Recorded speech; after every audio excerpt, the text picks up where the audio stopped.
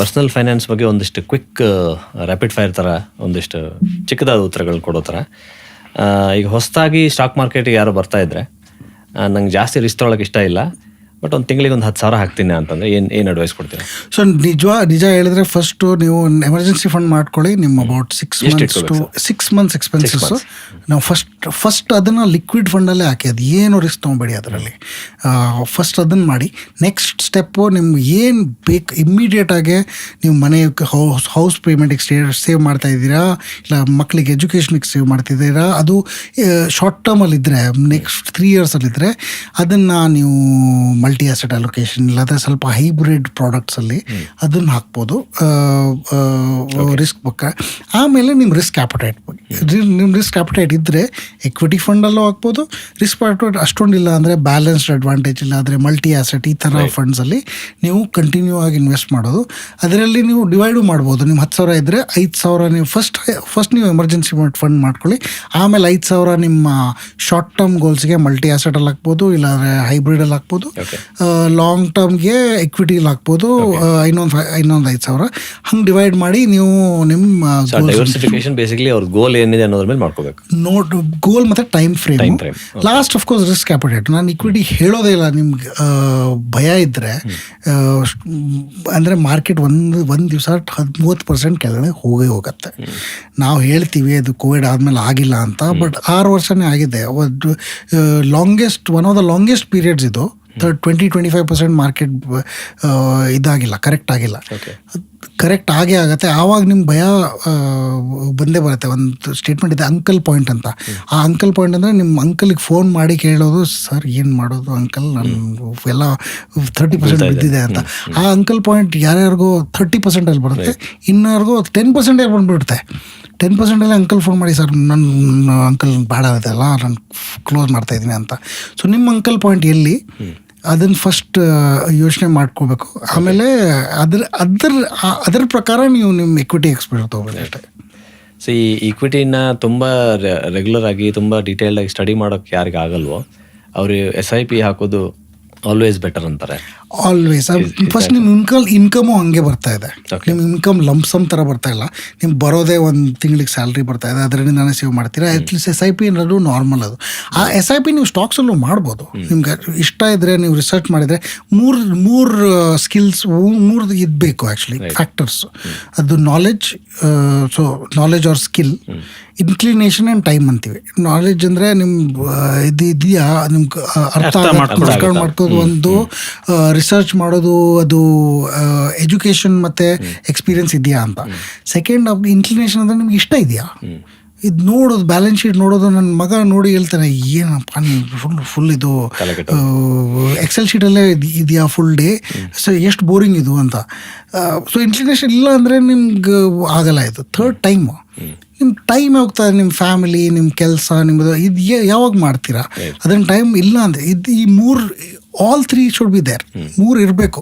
ಇಲ್ಲ ಅಂದರೆ ನೀವು SIP ಮಾಡಿ ಬೇರೆ ಫಂಡಲ್ಲಿ ಹಾಕಿ ಅವರೇ ಮಾಡ್ತಾರೆ. ಅವ್ರ ಹತ್ರ ಇನ್ಕ್ಲಿನೇಷನು ಇದೆ, ಟೈಮು ಇದೆ, ಸ್ಕಿಲ್ಲು ಇದೆ. ಸೊ ಫಂಡ್ಗಳೆಲ್ಲ ಅದು ಮಾಡ್ತಾರೆ. ನಿಮ್ಮ ಹತ್ರ ಇದ್ದರೆ ಇದು. ಸೊ ಅದನ್ನು ನೀವು ಯೂಸ್ ಮಾಡಿ ಯಾವ ಸ್ಟಾಕ್ಸ್ ಬೇಕೋ ಅದರಲ್ಲೇ SIP ಮಾಡ್ಬೋದು ನೀವು. ಇಲ್ಲಾಂದರೆ funds are the best. Okay. ಒಂದು ಸ್ಟಾಕ್ ತಗೊಳ್ಬೇಕಾದ್ರೆ ಏನೆಲ್ಲ ಚೆಕ್ ಮಾಡಬೇಕು?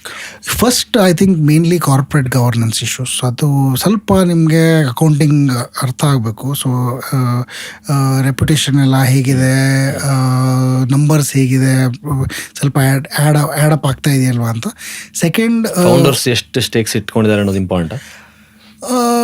ನಿಜ ಹೇಳಿದ್ರೆ sometimes is not important. Founders L&T founders ಯಾರು, ಲಾರ್ಸನು ಇಲ್ಲ, ಇವಾಗ ಟೂ ಬ್ರೋನು ಇಲ್ಲ. ಸೊ ಬಟ್ ಕಂಪನಿ ಚೆನ್ನಾಗಿದೆ.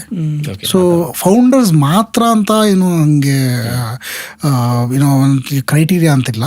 ಬಟ್ ಬಿಸ್ನೆಸ್ ಚೆನ್ನಾಗಿದ್ರೆ, ಕ್ಯಾಶ್ ಫ್ಲೋಸ್ ಚೆನ್ನಾಗಿದ್ರೆ, ರೆಪ್ಯುಟೇಷನ್ ಚೆನ್ನಾಗಿದ್ರೆ, ಮತ್ತು ನಂತರ ನೀವು ಗ್ರೋತ್ ನೋಡ್ಬೋದು. ಬಟ್ ಇವಾಗ Screener.in ಅಂತ ಒಬ್ಬರು ಮಿತ್ತಲ್ ಬ್ರದರ್ಸ್ ಅಂತ ಅವರು ಆ್ಯಕ್ಚುಲಿ ಸ್ಟಾರ್ಟ್ ಮಾಡಿದ್ರು. ಸೂಪರ್ ಆಗ್ತಿದೆ ಸರ್ವಿಸು.